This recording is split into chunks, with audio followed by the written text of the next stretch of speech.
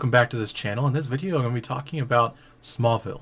But before I get into it, please subscribe to this channel, ring that bell icon to be notified when I post new videos.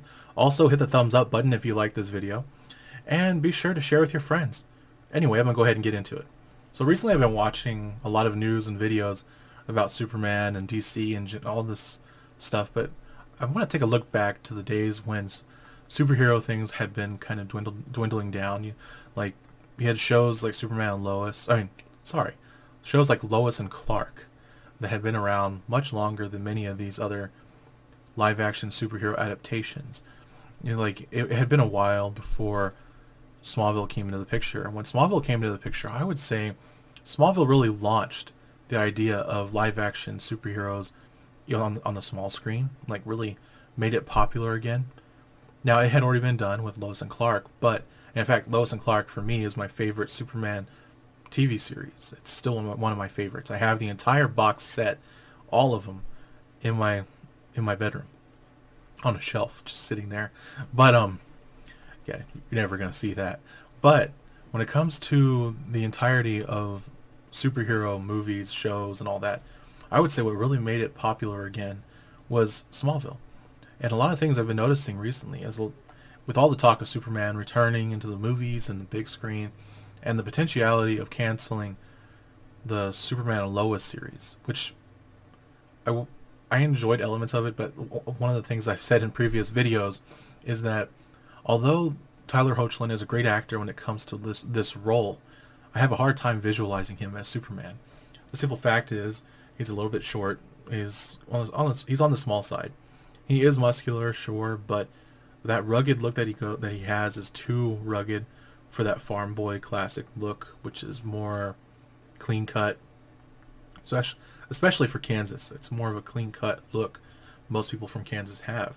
I know because I used to live in Kansas. But the funny part about that show is that although it captured a lot of the elements of Superman on TV, script writing was great and all that. Even better than I'd say a lot of the scripts and stories behind that show were a little bit better than Smallville on some level, mainly because Smallville started to lose its luster after the third season. For many people who know or had seen Smallville, people who grew up with it, Smallville kind of lost touch with what its core values were after the third season.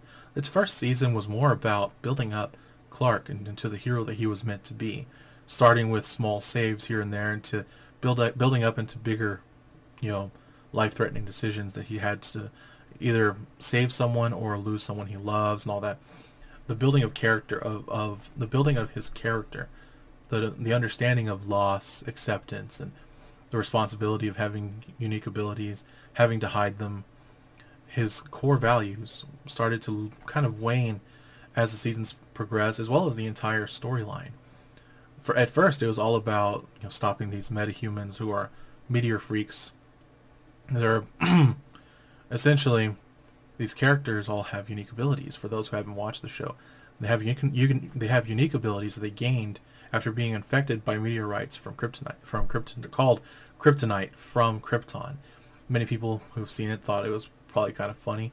For me, I enjoyed the idea of kryptonite having an actual effect on humans who are either near death or experiencing some kind of death experience that suddenly causes them to gain these unique abilities because they either died near these rocks or they were infected by it in some way, either through eating it or I don't know. It was just, there were so many ways that they gained these abilities, but it was fun to watch.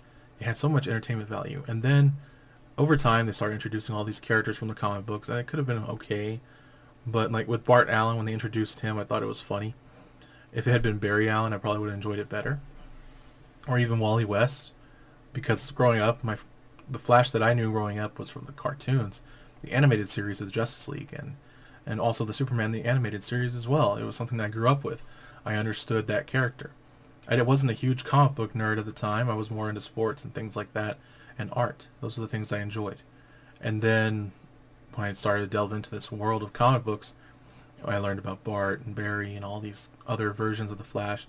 But for me, I was more into Superman. Always my favorite character. I couldn't get into Batman. I couldn't get With Wonder Woman, I only liked her because of the fact that she was essentially the female equivalent of Superman, but with a more interesting story in terms of it linking to Greek mythology. But with Superman and Smallville and all that, it had a lot. What I like is that Superman had its own mythos. It had a mythos that was similar to Superman, kind of tied a little bit to the Christopher Reeve style of Richard the Donner style filmation, filmmaking and all that, and the storyline, and the fact that they actually had Christopher Reeve involved in the making of this show, or involved generally in the show as a new character, Virgil Swan. I think that's what his name was. It's been a while since I've watched it, but when it comes to Smallville, what I enjoyed about that whole arrangement was how they. Sorry about the noise. Someone's club. 1 second. Okay, sorry. There's a lot of noise in the background. You just got to excuse it. But okay. 1 second. Sorry about that. So a lot of the. 1 second. Okay, I guess someone's killing a roach in the background or something. It's hard to say at this point. A lot of noise. So just please excuse the noise if I pause for a moment. Anyway, so as I was saying, when it comes to Smallville, it definitely launched the whole era of, or relaunched really, the popularity of live action versions of superheroes. And one of the things I've been recently reading about and also from watching a few videos or podcasts, there's a lot of talk about a Smallville reboot, or not really a reboot, but like a continuation of Smallville based on the season 11 comic books. And for those who didn't know, Smallville had a season 11 comic book spin-off.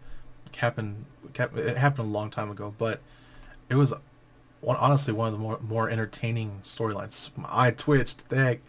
Anyway, Smallville had one of the more entertaining storylines in their comic books. It was very funny. I have a few of them in my room, in a box. Anyway, I have actually almost all of them. I also have a few versions of it in graphic novel format, just for fun, just like read the whole volume or a whole book. It's more fun that way. Anyway, whenever I read the comic books, all I could think of was, what if they adapted this into an animated series? Like that, it would be so entertaining to see Clark interacting, or this version of Clark interacting with Diana and Bruce and all these more personal interactions with more normal DC characters. They were more, in fact, I would say a lot of these characters were very similar to the ones involved in DC Comics, the way they were originally written. Aside from certain characters like Nightwing. Nightwing was actually in this one Barbara Gordon. In this one, Barbara Gordon became Nightwing instead of Dick Grayson, and it was kind of interesting. I actually liked the idea that she was Nightwing instead of Dick Grayson. Maybe if Dick Grayson was still Robin, though. I didn't see that from what I read in the comics. It didn't look like they were going that route, and it's okay. At least she wasn't another Bat person. Like, I don't mind it being Batgirl. I enjoyed the storyline. I preferred that, actually, to a degree. But I did like how they did it. It was very funny. And there were so many storylines involved in it. Like, you had the Green Lantern storyline. You have the multiverse storyline. It was told a lot better than how Crisis on Infinite Earth was told in the crossover event of the Arrowverse. But pardon me, clearing my throat. Anyway, I don't want to get too dull I don't want to drag this on forever. But whenever I saw this show, I saw the potential of how they could make this into an actual TV series, an actual animated series. I mean, a continuation of Smallville. However, I've had other ideas that also would have been more entertaining if they had continued Smallville with Connor Kent, the clone of Superman. Have him take on the role of the new protector, or new hero in Smallville instead of being in Metropolis. The character has always been a very calm-natured person, and the character of Connor Kent generally, having that whole classic jean and t-shirt look, that motif really fits the Smallville aesthetic. So I kind of would have preferred that as well. With shows like Young Justice coming to an end, from what I can tell, it doesn't look like it's coming back. If Young Justice came back, then I wouldn't care if they've made a Smallville animated series continuation. Granted, there were things about Young Justice the recent seasons I didn't like. The only thing I liked was every episode involving Superboy. Superboy Connor Kent has always been my favorite because he's just like Superman, but with his own personality. He's more brutish, more angry, a lot like Lex, a lot more cold at times, but it's definitely fun. Starting to get a little drowsy here for a second. What the heck? Shake it off. Anyway, what I want to see in terms of a Smallville reboot, what I would hope to see is an actual continuation where Clark is now Superman, an animated show. From what I've seen, there's talks about it with Michael Rosenbaum on his Inside of You podcast, video, YouTube series. He does a mix of podcasting and blogging or vlogging, and it's honestly very funny to hear his interactions. I'm not a huge fan of the show all the time. It's not something I enjoy to watch all the time. But I did like his topics whenever it comes to Smallville. It's definitely fun to hear behind the scenes behind all that. But anyway, all I want to see is if they were going to bring it back, I think it would be interesting. It would be difficult to do, I think, with a lot of the issues and the things that have happened in the background of that whole cast. But I do hope to. I just want to see more Superman content in the world, and I forget content. I want to see superhero shows in general involving Superman and the Justice League and things of that nature. I'm just eager to see what they do with DC. I mean, I'm a big fan. It's something I have enjoyed for years, but it's really been a mess for quite some time. I haven't been able to enjoy a really good show or anything since like before 2015. It's been such a long time. Anyway, that's all I'm going to talk about for now. I hope you enjoyed this video. Ring that bell icon to be notified when I post new videos. Also subscribe to this channel if you like what we post, and hit the thumbs up button if you like this video. Please be sure to share with your friends. Thank you for watching. I'll see you next time. Bye.